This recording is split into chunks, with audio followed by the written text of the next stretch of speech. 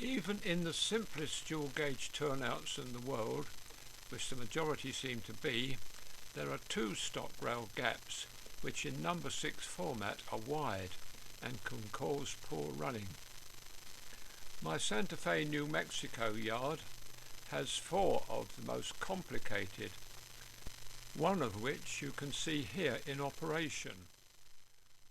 I decided to construct these on the drop-in base principles by making up a number of plastic bases like this one shown, jig drilled to accommodate pins to which the appropriate stock rails could be soldered, and others for rotating pins attached to the moving blades. These would be universal for all varieties of turnout present. This shows the underside of the finished assembly. Top right is a long sliding plate which has notches at intervals next to the underside of the base plate. Into these wire arms are located.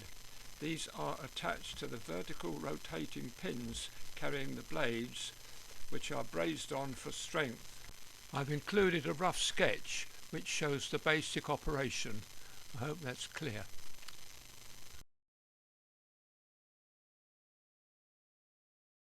The most complicated normal dual gauge turnout is of course where both converging tracks are dual. You'll notice many electrical feed wires. These connect each rotating pin to one of 3 brass studs which hold the whole thing together. The studs receive power from the usual two-way switch at the control end.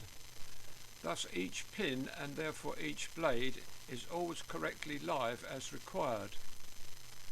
The stock rails are fed in the normal manner.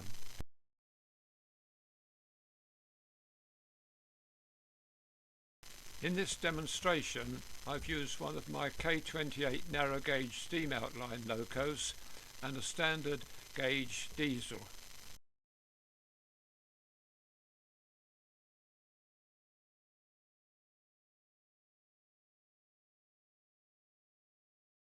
All of the moving blades are effectively spring-loaded against the stock rail by the wire arm activator.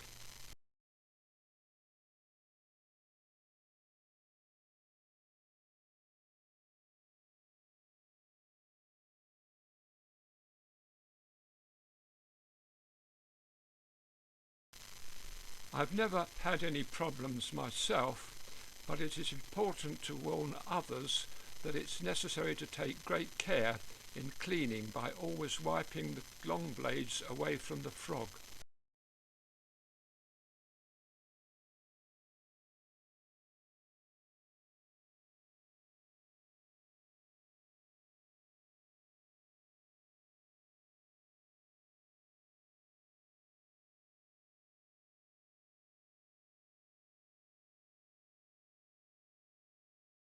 It's interesting to note that tiny moving blades, such as I've installed across the stock rail gaps, are in fact used by the full-size Santa Fe Railroad in certain standard gauge applications.